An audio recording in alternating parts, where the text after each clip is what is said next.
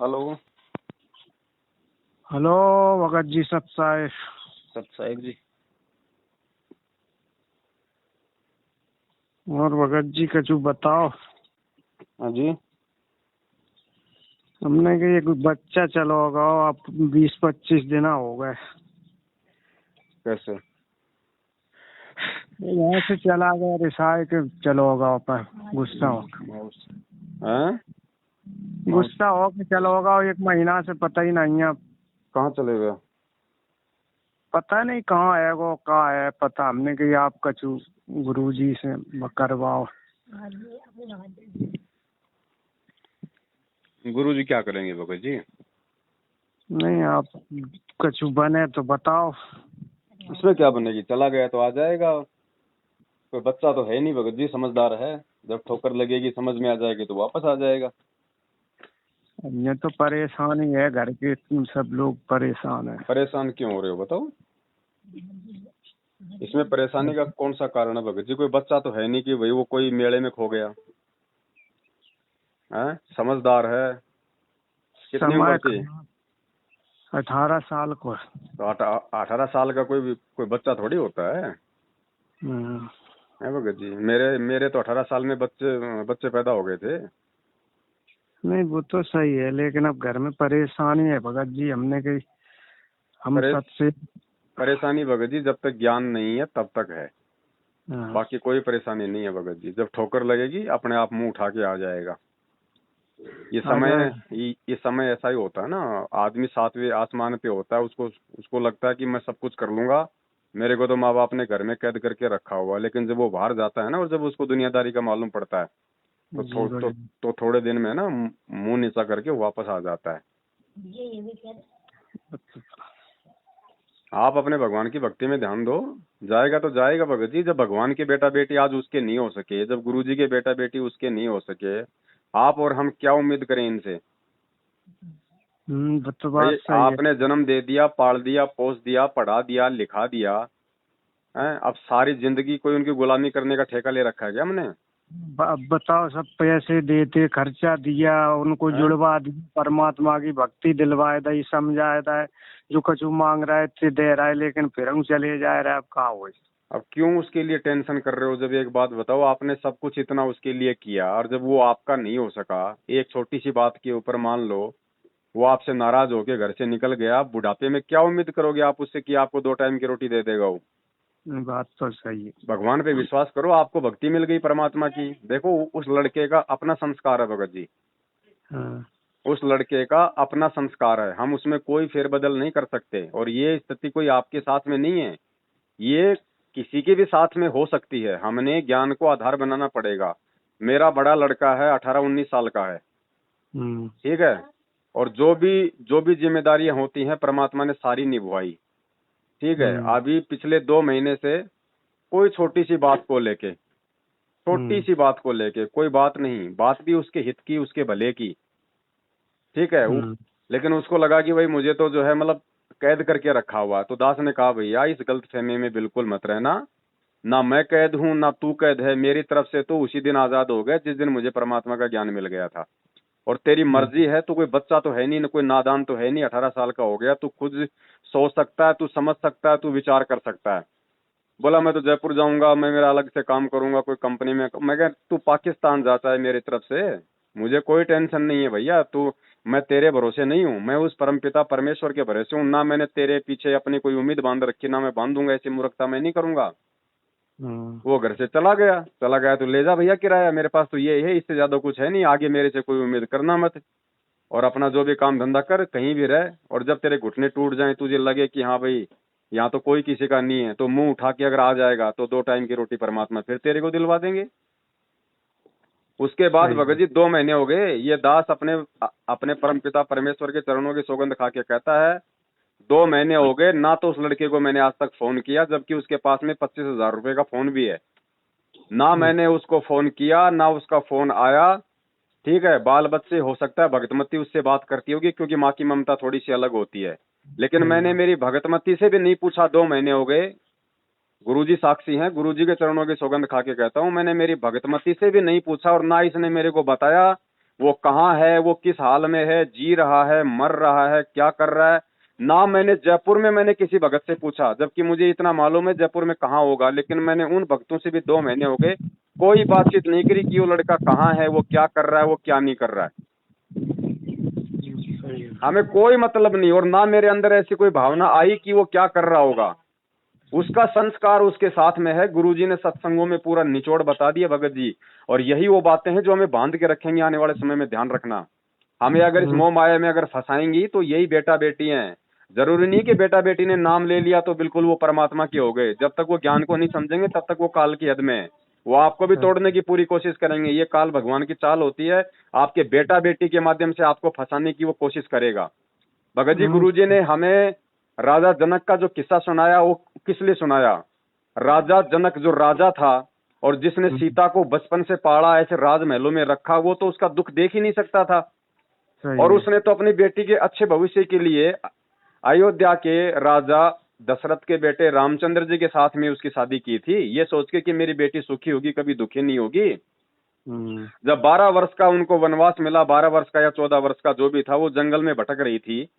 भगत जी, क्या राजा जनक अपनी बेटी के लिए कोई अच्छा मकान नहीं बनवा के दे सकता था जंगल में? वो तो राजा था ना। क्या वो अपनी बेटी के पास में नौकरानियां नहीं छोड़ सकता था? लेकिन जब तक वो 12 साल तक जंगल में रही, राजा जनक एक बार भी ना तो उससे मिलने गया, ना उसका हालचाल पूछा। गुरुजी ने कहा कि वो समझदार था, वो परमात्मा के विधान से परिचित था कि बच्चों को केवल अपना संस्कार मिलेगा, तुम बच्चों की कहां तक रक्षा करोगे। एक बार भी उसने ये नहीं देखा कि मेरी बेटी सुखी है या फिर वो दुखी है, क्योंकि उसको ज्ञान था, उसको परमात्मा के विधान का पता था कि बच्चों को वही मिलेगा जो उनके संस्कार में है। तो भगत जी, आप और हम क्यों टेंशन ले रहे हैं भैया? आप और हम क्यों टेंशन ले रहे हैं? हम तो परमात्मा की शरण में हैं, और यहाँ तो हमने अपनी आत्मा का आत्म कल्याण करवाना है। दूसरों का हमने कोई ठेका थोड़ी ले रखा है। आपने जबरदस्ती आपने जबरदस्ती को धक्के मार के तो निकाले नहीं उसको। नहीं, वो तो अपनी मर्जी से गया है ना। तो अगर ठोकर लगेगी तो अपनी मर्जी से वापस आ जाएगा, नहीं आता है तो भी आपको कोई टेंशन नहीं है। आप अपनी परमात्मा की भक्ति में ध्यान दो। आपको 2 टाइम की रोटी वो परमात्मा देगा, आपका वो लाडला नहीं देगा। ध्यान रखना। क्या पता वो कल को ज्ञान ना समझ पाए, कल को कुसंगति में पड़ जाए, और धर्मदास के बेटे नारायण दास की तरह क्या पता आपके भक्ति मार्ग में बाधा उत्पन्न कर दे। ज्ञान समझता तो जाता ही नहीं, वो बहुत थोड़ा बिगड़ गया, लड़का खराब हो गया। तो लड़का खराब हो गया ना, तो उसको अपने हाल पे छोड़ दो। जब ठोकर लगेगी, जब संसार के थपेड़े लगेंगे ना, तो सीधे रास्ते अपना आप आ जाएगा। नहीं आएगा तो उसका संस्कार उसके साथ में। आप अपनी दाल रोटी आराम से खाओ, आप अपने गुरुदेव की भक्ति करो, और कोई तरीका नहीं है दूसरा। अगर रात दिन उसके बारे में सोचते रहोगे, चिंता करते रहोगे, तो ये आपके ज्ञान की कमजोरी को दर्शाएगा। आप परमात्मा को भी आप दुखी करोगे कि इन नालायकों को इतना ज्ञान देने के बाद भी ये मेरी चिंता ना करके, कि चिंता तो हरि नाम की और ना चिंता दास, जो कोई चिंता नाम बिना सोए काल की फांस। ये काल की फांस है, ध्यान रखना। काल उस बेटे को लेके इस परमात्मा और उसकी भक्ति से आपका ध्यान भटकाना चाहता है कि इसका ध्यान इस भक्ति में कम और अपने बेटे में ज्यादा रहे। बात तो सही है भगत जी। हम भगत तो जी, हाँ, कुछ बीच में विचलित हो गए थे जब से आपका ज्ञान सुना, आपका जब शंका समाधान की हमने वीडियो सुनी। अब कछु भक्ति में ध्यान लगा और भगत हो गए कुछ आपकी बात सुन के जी। वैसे तो हम इन लोगन में इन्हीं से फोन करते थे, मैनेजमेंट वाले और हरियाणा में जहाँ में आश्रमन में, तो ये लोग क्या है, ठीक है चलो लगाए दे, अर्जी लगाए दे, पाठ कर दे, ये कर दे, वो कर दे, आए जाओ तो नाम खंड होगा और नाम शुद्ध करवाओ, पुनः उपदेश ले, पैसा करो ज करो। लेकिन मैंने आपकी जब से ये वीडियो सुनी तब से कुछ मुझ में दृढ़ता आ गई, और आपकी जो कोई सुन लेगा वो दृढ़ भक्त हो जाएगा। आप परमात्मा की आपके ऊपर बहुत बड़ी दया है भगत जी। कोई नामखंड नहीं है, ये तो कर रहे हैं अपना धंधा मैनेजमेंट वाले, इनके चक्करों में तो आओ मत। और ये जो तरीके होते हैं ना, इस तरह का आपके साथ जो ये घटना घटी है, ये ध्यान रखना, ये परमात्मा आपकी परीक्षा ले रहा है। परमात्मा आपको मजबूत करना चाहता है। परमात्मा ने आपको जो ज्ञान दिया, परमात्मा वो देखना चाहता है कि मेरे ज्ञान इसको कितना समझ में आया और मेरे ज्ञान पे ये कितना दृढ़ है। ये आपकी परीक्षा है, ध्यान रखना। ये झटके हमारे जीवन में बहुत आएंगे, अंतिम समय तक आएंगे। क्योंकि मान लीजिए आज अगर इन बच्चों में हमारी आस्था अगर मोह ममता रही, और कल को यदि हमारा शरीर छूटने को हुआ, तो भगत जी वो मोह ममता तो उस समय भी रहेगी। तो हम तो फंस जाएंगे। परमात्मा कहते हैं जहां आशा तहां बासा होई, मन कर्म वचन सुमरियो सोई। वहीं परमात्मा भगत होने के बावजूद भी अगर इन बच्चों में आस्था रही तो वहीं पे मतलब कुत्ता बना के जन्म दे देगा। फिर क्या कर लेंगे भैया? हाँ, उनके यहाँ पहुंचाए दे ले, देखो बच्चन को अपन 1% भी भगत जी, 1% भी, क्योंकि 18 साल की उम्र जो है वो परिपक्व उम्र होती है। आदमी खुद अच्छे अच्छे भले बुरे का निर्णय कर सकता है। 1% भी मत सोचो कि वो कहाँ होगा, क्या कर रहा होगा। उसका जो हो रहा होगा उसका संस्कार उसके साथ में है। अगर अच्छा संस्कार है तो परमात्मा उसको सद्बुद्धि देगा। अगर नहीं अच्छा संस्कार है तो फिर आपने कोई टेंशन लेने की जरूरत नहीं है। परमात्मा ने क्या किया? जब परमात्मा का खुद का बेटा नारायण दास था जो उसकी भक्ति में बाधक बन गया, और परमात्मा से नारायण दास बार बार, वो धर्मदास बार बार कहता था, क्योंकि उसको मतलब कि अपने पुत्र का मोह था इतना ज्ञान सुनने के बाद भी। तो उसने कहा कि परमात्मा ये मेरा बेटा है, इसको थोड़ा समझाओ, ये भक्ति पे लग जाए। तो परमात्मा को पता था कि ये नादान अपने बेटे के मोह में फंसा हुआ है और ये मरेगा ये यहीं पे। तो परमात्मा ने उसकी आस्था तोड़ने के लिए भगत जी अपने उस बेटे के मोह से परमात्मा ने कहा ला भाई ठीक है, लाओ उसको समझाएंगे। तो धर्मदास ने अपने बेटे को बुलाया कि भाई परमात्मा आए हुए हैं, चलो 2 बातें कहेंगे। तो वो अपने बाप की थोड़ी बहुत लाज शर्म से वो आ गया। अब परमात्मा ने क्या किया मालूम, को पता था भैया ये काल का एजेंट है, अगर इसको ज्ञान की बात समझाऊंगा तो ये मानेगा नहीं। तो परमात्मा ने उसकी बड़ाई करनी शुरू कर दी कि देख धर्मदास, तेरे बेटे का कितना अच्छा भाग्य है, कितना अच्छा सौभाग्य है, कितना संस्कारी जीव है ये। धर्मदास ध्यान से देख। अब उधर तो बेटा खुश हो रहा, और परमात्मा धर्मदास का ध्यान उस बेटे की तरफ करना चाहते थे। तो परमात्मा ने कहा कि देख धर्मदास, इसके माथे को, इसके ललाट को ध्यान से देख, इसके ललाट पे कितना तेज है। अब जैसे धर्मदास ने ध्यान से उसके माथे की तरफ देखा तो परमात्मा ने उस आत्मा का वास्तविक जो चित्रण था वो धर्मदास को दिखाया। धर्मदास को काल दिखाई दिया अपने बेटे के उसमें मस्तिष्क में, और कहा कि धर्मदास ये तेरा बेटा नहीं नालायक, ये काल का भेजा हुआ मृत्यु अंध नाम का एजेंट है, तेरी भक्ति बर्बाद करने के लिए आया है। तू कहाँ इसके मोह में बैठा हुआ है। तब धर्मदास का अपने बेटे से मोह हटा कि यहाँ तो कोई किसी का बेटा बेटी नहीं है भाई। सही है भगत जी। तो भगत जी हमें टेंशन नहीं लेनी। आप एक बात बताओ भगत जी, छोटी सी चीज है ये, कोई बड़ी भारी चीज नहीं। अगर परमात्मा का ज्ञान समझ में आ जाए तो आज आपका बेटा आपसे दूर चला गया, आप इतना परेशान हो रहे हो, कल को आपके पड़ोसी का, चलो आपका बेटा तो 18 साल का था, है, कल आपके पड़ोसी का अगर 7 साल का बच्चा अगर किसी मेले में खो जाए, अगर 7 साल का बेटा अगर किसी मेले में खो जाए या वैसे कोई उठा के ले जाए, तो सोचो उस माँ बाप को कितना दुख दर्द होगा कि यार बच्चा नादान था, चलो कोई समझदार होता तो अपना कोई वो कर लेता, लेकिन मेरा बच्चा तो भोला था, नादान था, हैं, बेचारा 7 साल का था, कहाँ होगा, कैसी हाल में होगा, वो कितना दुखी होगा। वो तो पता भी नहीं बता सकता कुछ, लेकिन आपको दुख नहीं होगा। आपका पड़ोसी होने के बाद भी वो बच्चा रात दिन आपको देखता था, आप भी उसको देखा करते थे, हो सकता है आपने उसको खाना भी खिलाया हो, आपने उसको गोद में भी खिलाया हो, लेकिन फिर भी आपको भगत जी 5% भी दुख नहीं होगा जो उसके माँ बाप को हो रहा है। क्यों भैया, क्या वो किसी का बेटा नहीं? क्या वो 7 साल का नहीं? तो भगत जी बस इतनी सी ये चोंद है जो परमात्मा हमारी तोड़ना चाहते हैं कि भैया तुम अपने बेटा बेटी को भी, अरे पड़ोसी का नहीं, तुम कम से कम उनको मेरा बेटा बेटी मान लो कि भैया ये मेरे नहीं, ये परमात्मा का है। और जब परमात्मा का है तो तुमसे ज्यादा ध्यान उसका परमात्मा रखेगा, चाहे उसको चोर उठा के ले जाए, चाहे वो घर से, चाहे वो अपनी तरफ से निकल जाए। अगर हमने उनको परमात्मा का मान लिया तो परमात्मा संभालेगा ना। तो फिर हमें टेंशन काहे हो रही है कि वो घर से चला गया, पता नहीं कहाँ होगा, क्या होगा। ये दुनिया भर में जो लाखों करोड़ों अरबों खरबों जीव जंतु हाथी घोड़े हैं, इनका ध्यान कौन रख रहा है भगत जी? परमात्मा के। तो परमेश्वर पे छोड़ो। जो परमेश्वर ने कह दिया कि भैया पो पाटी पगड़ा भैया जागी जिया जून, वो सब कहूं को देत है चौथ समाना चून। आपके बेटे का जो संस्कार था जन्म से लेके मृत्यु तक, वो परमात्मा ने उसी समय निर्धारित कर दिया था जब वो आपकी धर्मपत्नी के पेट में था। उसको वही मिलेगा जो उसको विधाता ने उसके मस्तिष्क में जो लिख दिया। अब आपको टेंशन करने से वो कम ज्यादा नहीं होगा भगत जी। आपके टेंशन करने से आप अपनी भक्ति का नाश करोगे। सही है भगत जी, ठीक तो है भगत जी, मालिक के ज्ञान को आधार बनाओ। इसीलिए तो परमात्मा 27 साल से रात दिन ये मेहनत कर रहे हैं कि हमारी ये चोंद टूटे। बेटा बेटी भाई बंधु रिश्तेदार हैं, हम कोई आदमी है अपनी पत्नी को इतना प्यार करता है, इतना प्यार करता है, और मालूम पड़ा वो किसी दूसरे के साथ भग गई। कहाँ गया वो प्यार? वो तेरी थी क्या? सही है, कोई किसी का नहीं है तो भगत जी हम तो खाली इसी जन्म में एक दूसरे को अपना मान रहे हैं, पिछले जन्म में वो आपका बेटा था, आप उसके बेटे थे, आपको पता है क्या? नहीं है। तो काहे की टेंशन लेनी पड़ी भैया? यहाँ तो स्वार्थ के रिश्ते हैं, गुरुजी ने साफ कह दिया भाई, मतलब के बिना कोई नहीं प्यारा। यहाँ तो स्वार्थ के रिश्ते हैं भगत जी। सही है भगत जी। अगर अच्छी आत्मा होगी, संस्कारी आत्मा होगी, तो चाहे वो कहीं चला जाए, परमात्मा पल पल उसकी रक्षा करेगा और उसको सद्बुद्धि भी देगा। अगर संस्कारी आत्मा नहीं है तो ना वो भगवान के काम की, ना वो आपके काम की। और क्या पता आप अगर वो घर में रहता तो हमेशा टेंशन बनी रहती, ना आप भक्ति कर पाते, आपको भी वो परेशान रखता। तो चला गया तो ठीक है ना, कम से कम ठोकर तो लगेगी। अगर समझदार होगा तो कम से कम ठोकर लगेगी, नहीं समझदार होगा तो भटकता रहेगा। पूरी दुनिया भटक रही है भगत जी, भूकंप आ जाते हैं, दुनिया भर की बीमारियां हो जाती हैं, अकाल पड़ जाते हैं। गुरुजी ने कहा कि जब एक समय जब इस पृथ्वी पे अकाल पड़ा था ना, तो माँ अपने दूध पीते बच्चों को छोड़ छोड़ के सबसे पहले अपना पेट भरने की सोच रही थी कि मैं कैसे जीवित रहूं। उस समय है ना, ये मोह ममता प्यार ये सब जो है, मतलब ये दूर भग जाता है। सही बात है भगत जी थोड़ा ज्ञान को आधार बनाओ, परमात्मा ने हमें इतना समझा दिया।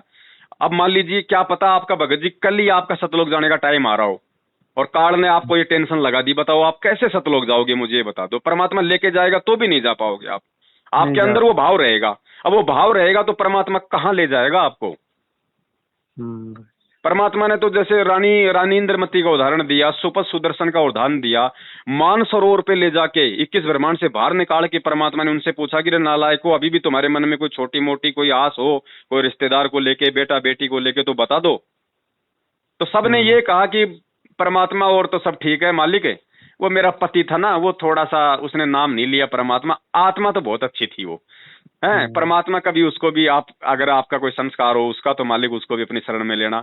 सुपर सुदर्शन ने कहा कि परमात्मा और तो कोई दिक्कत नहीं है, लेकिन जो मेरे माता पिता है ना वो बहुत अच्छे थे, वो खुद भक्ति नहीं करते थे लेकिन मेरे को मना नहीं करते थे। परमात्मा कभी समय मिले तो उनको भी संभाल लेना।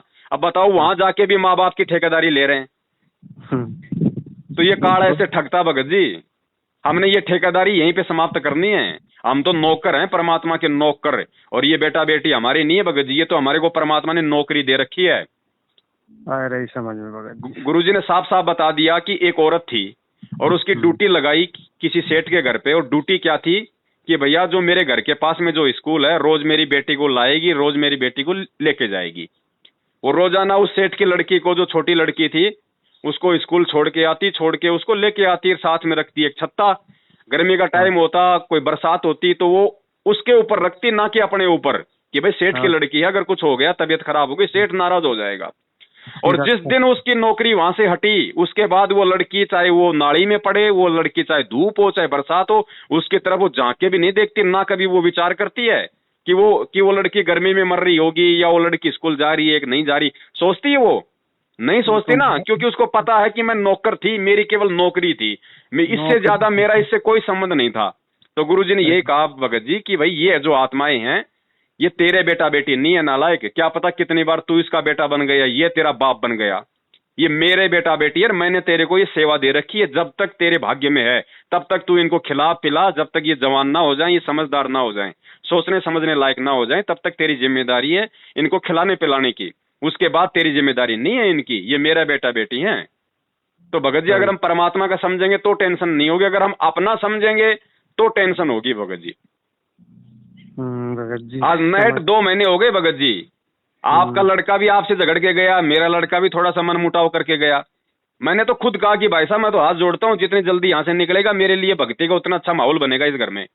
मैं टेंशन लेके भक्ति नहीं करना चाहता, चाहे तेरी माँ निकले, चाहे तेरा छोटा भाई निकले, कोई भी निकले, मुझे कोई टेंशन नहीं है, मुझे भगवान मिल गया, मुझे केवल सतलोक जाना है, मुझे तुम्हारे पीछे रह के गधा कुत्ता नहीं बनना यहाँ पे।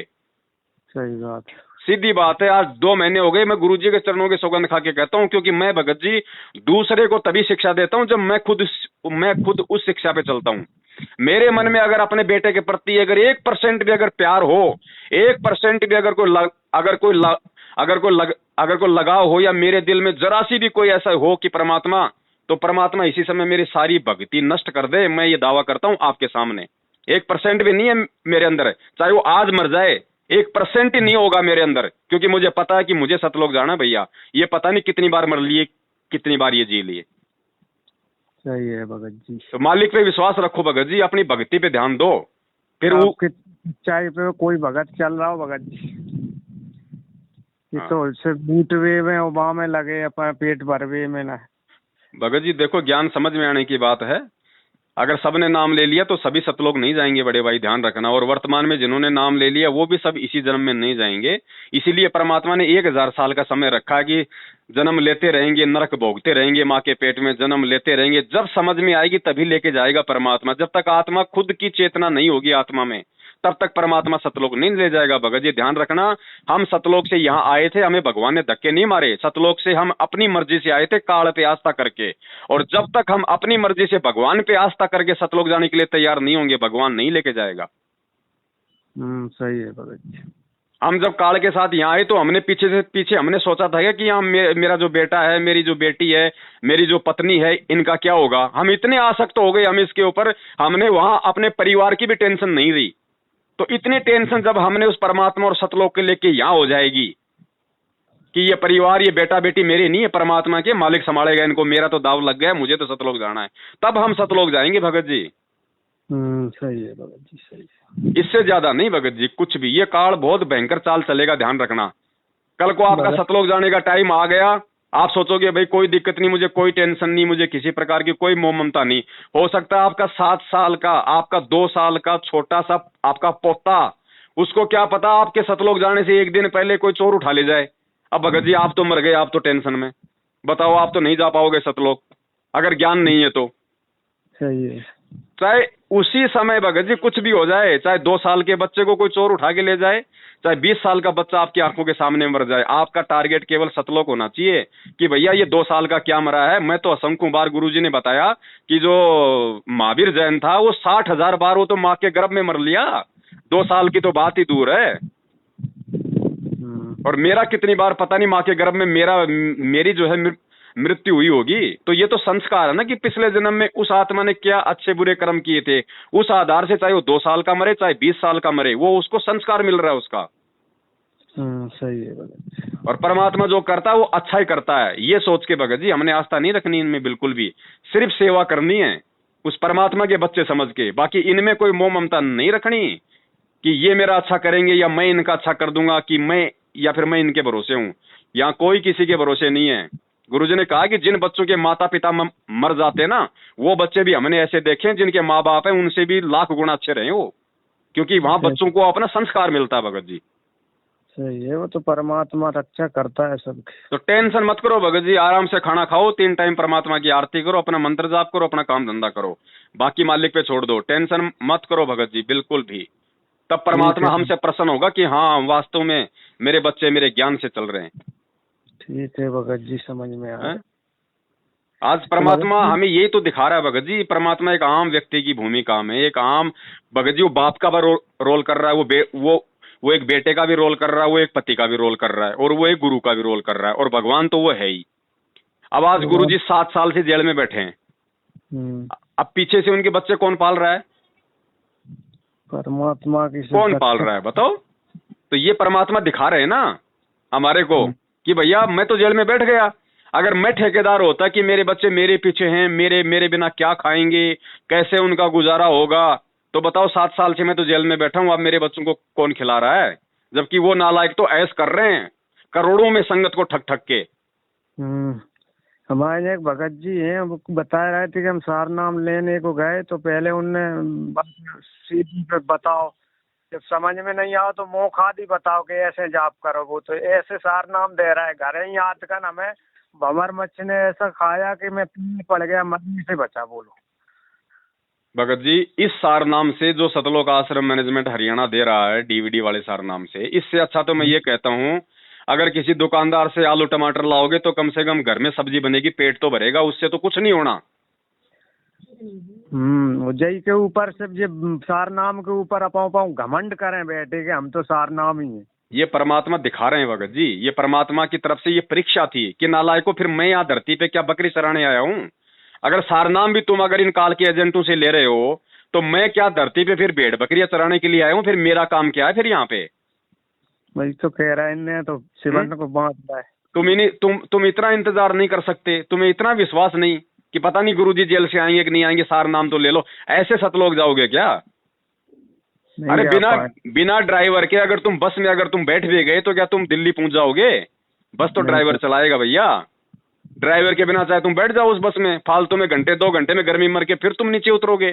तो हो रहा है ना, ये जो फर्जी सार नाम ले चुके हैं, आज इनके घर में देखो कितने कैर टूट रहे हैं। इनका पहले अच्छा व्यवहार था, अच्छा स्वभाव था, ये फर्जी सार नाम लेने के बाद तो इनके घरों में आग लगी पड़ी है भगत जी। इनमें अहंकार आ गया, मान बढ़ाई आ गई, बात बात पे लड़ाई झगड़ा गुस्सा गाली गलौच, यहाँ तक कि शराब तक पीने लग गए सारनामी। शराब तक जी राजगढ़ में तो इतना बड़ा केस कर दिया कि कोई सोच भी, जगत वाले भी नहीं सोच सकते। बिल्कुल, उस बहन का बलात्कार किया भगत जी 8 दिन तक वहां पे नामदान केंद्र पे। वो 15 लाख रुपया जो भगत लोगों की जो सिवारे दे दा, पुलिस को दे दा, बहन को दे दा। बोलो अब सिवारे जी गाय के नहीं वहाँ मर्यादा भंग भाई से करने की दान कर रहा है, कर रहा है, जो कर रहा है। तो इसीलिए तो भगत जी हम कह रहे हैं ना, क्योंकि राजगढ़ में धार नामदान सेंटर पे जिस बहन के साथ सेवादारों ने जो बलात्कार किया था, उसके बाद उसका पति जब खड़ा हुआ तो उसके पति को दबाने के लिए गुरुजी का आदेश बता के संगत से तो 15 लाख रुपए वसूल कर लिए और उसके पति को दे दिए, वहां पे थाने में दिए मामले को दबाने के लिए। अब बताओ 15 लाख रुपए कौन से कोऑर्डिनेटर ने अपने माँ बाप की जमीन बेच के दी थी? संगत का ही तो दान था। तो संगत का दान कहाँ जा रहा है? संगत का दान फालतू यही जा रहा है। कोई 30 लाख की गाड़ी में घूम रहा है, कोई 40 लाख की, और पैस कर रहा है। हमारे नहीं जाते कि रमेली करवाए हुए को जा सिगरो पैसा लेके जेब में धरो बांध के अपने घरे चले गए। और 102 अब बहुत तो देखो परमात्मा ये ऐसे समय में परमात्मा कौन की रक्षा कर रहे हैं? इनकी कर रहा है। 200 लोग मर गए जी, बड़े बड़े कोऑर्डिनेटर। भगत जी 200 क्या, आने वाले समय में आप देख लेना, अभी 2-2.5 साल में क्या कहर टूटेंगे इन लोगों के ऊपर। अपने संगत वाले परमात्मा से आप लोग इनके जाल से बाहर निकल गए, ये आपका सौभाग्य है। परमात्मा को दंडवत करके लाख लाख शुक्र मनाओ कि परमात्मा ने कैसे इन काले एजेंटों से आप लोगों का छुटकारा करवा दिया। आप लोगों की ये समझ में आ गई।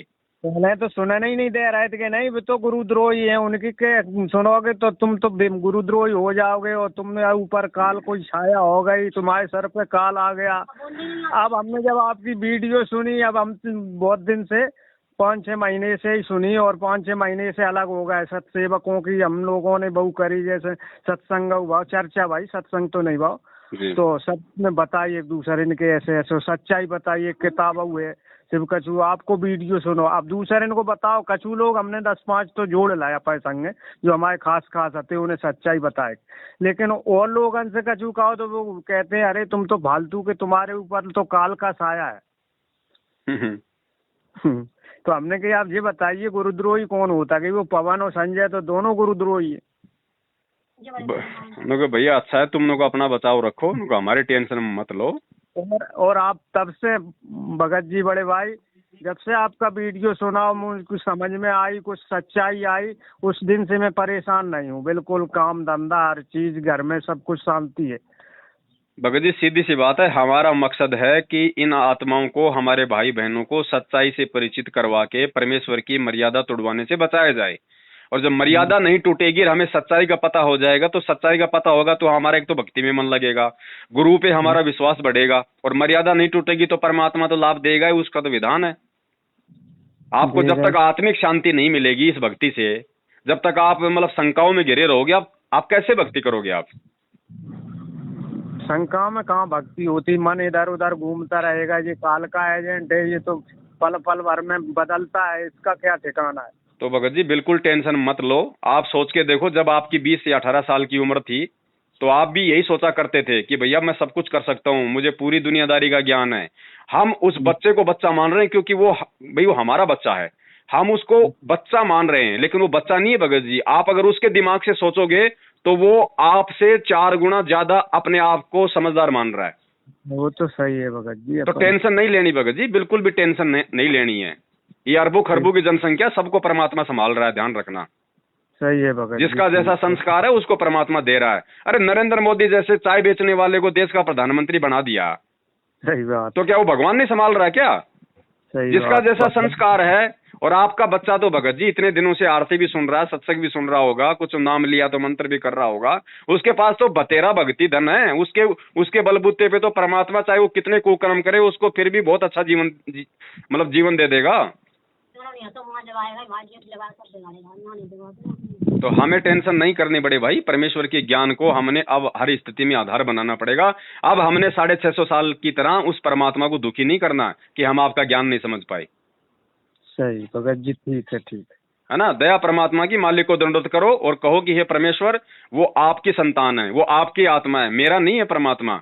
और जो भी होगा, जैसा भी होगा, आप जानो, परमात्मा वो जाने। मुझे तो आप अपनी भक्ति में मतलब ध्यान लगाने की शक्ति दो, बस। ठीक है, इससे ज्यादा कुछ नहीं भगत जी। हाँ ठीक है बड़े भाई, ठीक है, बिल्कुल।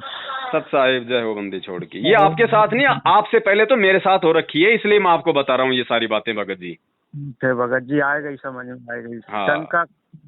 अगर मैं 1% भी, अगर थोड़ी बहुत भी अगर मुझे टेंशन होती तो भगत जी मैं आपको ये बातें मैं आपको मतलब बोलने का अधिकारी नहीं हूँ। लेकिन सबसे पहले उस मालिक को पता है कि ऐसे ऐसे संगत में एक संदेशा और जाएगा, और उस संदेशे के लिए उस परमात्मा ने सबसे पहले मेरे को तैयार किया। ये घटना पहले मेरे साथ उस परमात्मा ने घटाई।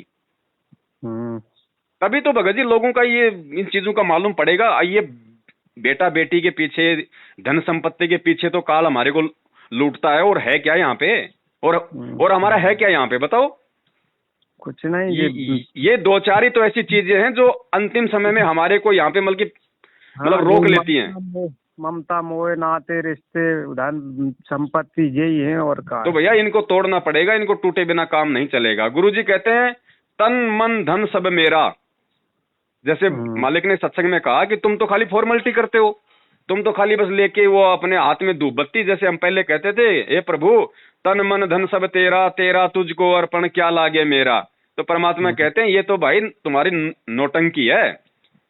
फिर मालिक ने बताया कि तन मन धन सब मेरा, कि ये तो मेरा ही है, ये तो तू जबरदस्ती अपना मान रहा है। तन मन धन सब मेरा, और नालायक जब मेरा मुझको देगा तो कालजा पाटेगा तेरा। सही। जब ये देने का समय आएगा ना तो तेरा कालजा फटेगा तेरा। तो देगा वही भगत जी जो ज्ञान आधारी होगा, जिसको मालूम होगा इस बात का कि ये तन मन धन, ये बेटा बेटी, भाई बंधु, प्रॉपर्टी, ये पूरा 21 ब्रह्मांड उस परमात्मा से इस काल भगवान ने भीख में लिया है। ये सब कुछ उस मालिक का है। ये बच्चे जो आज जो ये पैदा हुए हैं, मैं जो हुआ हूं पैदा, ये परमात्मा ने इसको जो 5 तत्व और 3 गुण दिए ना, ये सब उसके कारण है। तो यहाँ ना तो इस काल भगवान का कुछ है, ना भगत जी आप और हमारा यहाँ कुछ है, सब कुछ उस परमात्मा का है, और अंत में परमात्मा के पास ही जाएगा। भगत जी वो लड़का कहाँ है? बनोरा होते को लड़की को लेके गया किसी को। भगत जी वो कुछ भी ले गया हो, मेरा आपको इतनी देर से समझाने का यही मकसद था।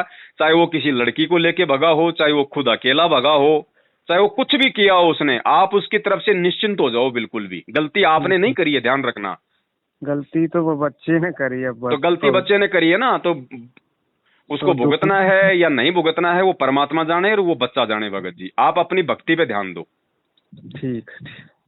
अगर घर में वापस आ जाए तो बोल देना भैया अगर इस घर में अगर रहना है तेरे को, क्योंकि तू गलती कर चुका है, तू ये साबित कर चुका है कि मैं अपने माँ बाप को कोई तवज्जो, कोई इज्जत अपने गुरु को मैं नहीं देता। अगर तू इस घर में वापस आया है और इस घर में अगर तुझे रहना है तो अब तुझे उस परमात्मा की मर्यादाओं के अनुसार रहना पड़ेगा, वरना इसी समय जा सकता है। तेरा हमारे से कोई रिश्ता नहीं है।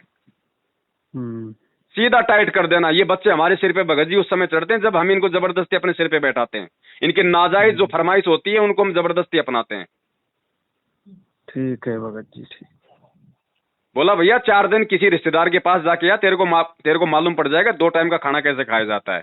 तू यहाँ पे जब मर्जी है रसोई में घुस जाता है, मम्मी पराठे बना दे, मम्मी हलवा बना दे। रिश्तेदार के वहां जाके बोलना वहां पे दिन में 4 बार खाना खाओ वहां, और बोल कि मेरे को हलवा बना दे। 2 दिन बनाएंगे, 3 दिन बनाएंगे, चौथे दिन कह देंगे निकल यहाँ से, तेरे बाप ने यहाँ पे देसी घी ला के रखा हुआ है क्या, हलवा बना दे। सही बात, सही है भगत जी। तो भगत जी हमें टेंशन नहीं लेनी है बिल्कुल भी। अब मालिक के ज्ञान को आधार बनाओ, परमात्मा को दुखी मत करो, ध्यान रखो अब। ठीक है भगत जी। हाँ सत साहिब जय हो बंदी छोड़ के। साहिब जय हो बंदी छोड़।